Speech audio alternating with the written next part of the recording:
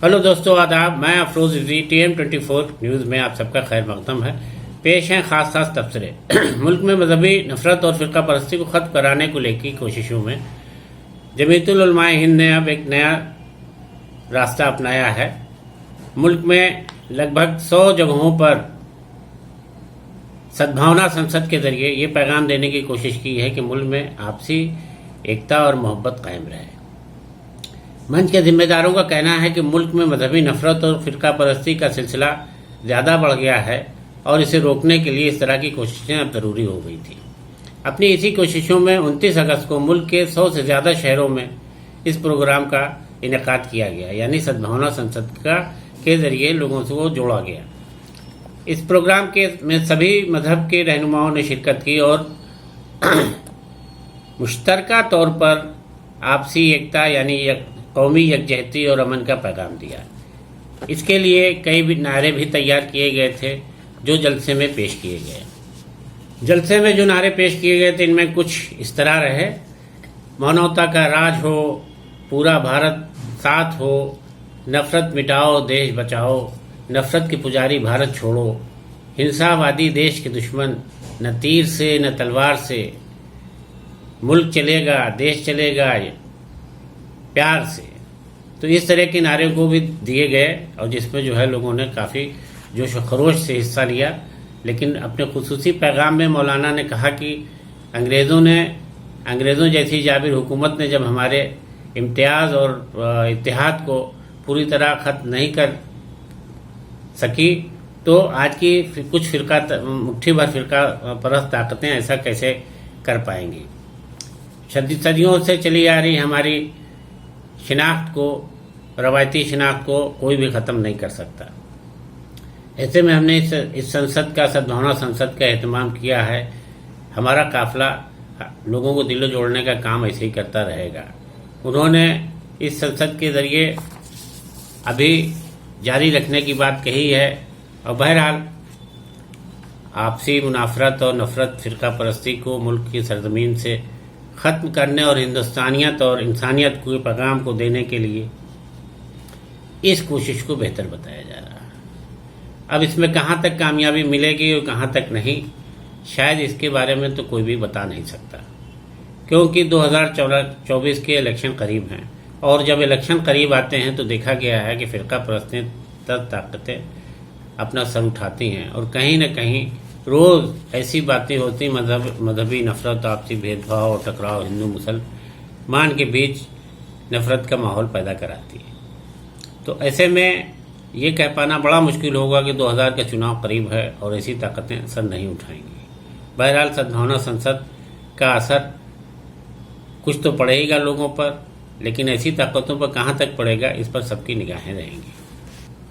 और उधर जम्मू कश्मीर से खबर है कि गुलाम नबी आज़ाद ने जब से कांग्रेस छोड़ी है तब से उनके सूबे में, जम्मू कश्मीर सूबे में कांग्रेसियों का जमघट उनके इर्द गिर्द ज़्यादा मंडराने लगा है और जो उनके वफादार हैं, जो हिमायती हैं, उन लोगों ने भी उनकी हिमायत में इस्तीफ़ा देने का सिलसिला शुरू कर दिया है। एक न्यूज़ एजेंसी के मुताबिक पिछले 3 दिनों से ये सिलसिला शुरू हुआ है जो अब और शिद्दत पकड़ता जा रहा है। यानी लोग इस्तीफ़ा देने की कोशिशों में अब आगे आते चले जा रहे हैं। कहा जा रहा है कि 3 साबिक मेंबरान असेंबली ने कांग्रेस हाईकमान को अपने इस्तीफे से आगाह किया है।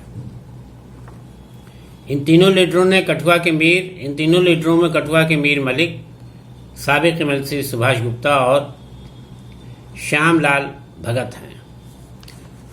दरअसल आज़ाद के करीबियों का कहना है कि अभी और बड़ी तादाद में कांग्रेसी आएंगे और अगला इलेक्शन जो भी होगा उसमें गुलाम नबी आज़ाद जो भी पार्टी या चुनाव लड़ेंगे उसमें उनको बहुत कामयाबी मिलेगी और वही अगले सूबे के अगले वज़ीर आला बनेंगे। बहरहाल आज़ाद उनके हिमायतियों का दावा कहाँ तक सच होगा, कहाँ तक नहीं सच होगा, इसमें तो अभी वक्त है। लेकिन ये अगर होता है, ऐसा होता है तो कांग्रेस की जम्मू कश्मीर सूबे में बेइंतहा मुश्किलें खड़ी हो जाएंगी। उसको इससे निपटने के लिए अभी से कोशिशें करना होंगी जम्मू कश्मीर में उसे अपनी पार्टी को मजबूत करने के लिए। ममता बनर्जी ने कहा कि मेरी हुकूमत को गिराने के लिए जो मंसूबा बीजेपी ने तैयार किया है उसमें वो कभी कामयाब नहीं होगी। मैं आवाम की खिदमत के लिए आई हूँ, न कि ऐशो आराम के लिए। बीजेपी आज जो कर रही है वो सबके सामने है। उन्होंने कहा कि बीजेपी की जांच एजेंसियां बीजेपी जांच एजेंसियों का गलत इस्तेमाल करके अपने मुखालिफों को एक एक करके ठिकाने लगा रही है। लेकिन उन्होंने चुनौती दी, उन्होंने कहा कि मुझे गिरफ्तार करके दिखाए तो मैं जानूं, और उसमें इतनी हिम्मत नहीं है कि मेरे खिलाफ किसी भी मामले को उठाकर मेरी गिरफ्तारी कर सके। इसी तरह केजरीवाल ने भी बीजेपी को सख्त जवाब देते हुए इल्ज़ाम लगाया है कि मोदी हुकूमत मुल्क की सबसे ज़्यादा भ्रष्ट और बदनाम हुकूमत है। इसके दौर में अवाम ने कराह उठा है, महंगाई, बेरोजगारी, हर तरह की दिक्कतों का लोग सामना कर रहे हैं, और इन सारी बातों को छुपाने के लिए वो आप पार्टी को हर तरीके से दबाने की कोशिश में लगे हुए हैं। तो उनकी ये कोशिशें कभी कामयाब नहीं होंगी।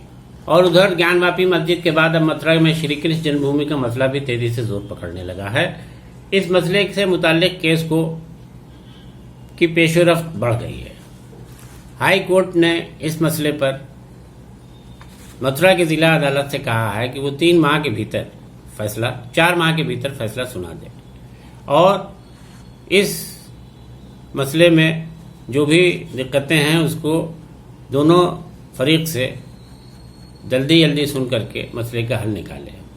दरअसल इसके सर्वे कराए जाने को लेकर के मथुरा की जिला अदालत में काफ़ी दिनों से मामला ज़ेर गौर है, और उस पर कोई जल्दी फैसला नहीं आ पा रहा था। तो अब हाई कोर्ट ने इसमें दखल देते हुए इस बात को हुक्म सादर किया है कि मथुरा जिला अदालत इस मसले का हल जल्द से जल्द यानी 4 माह के भीतर फैसला सुना दे। तो दोस्तों, तबसरे में आज इतना ही।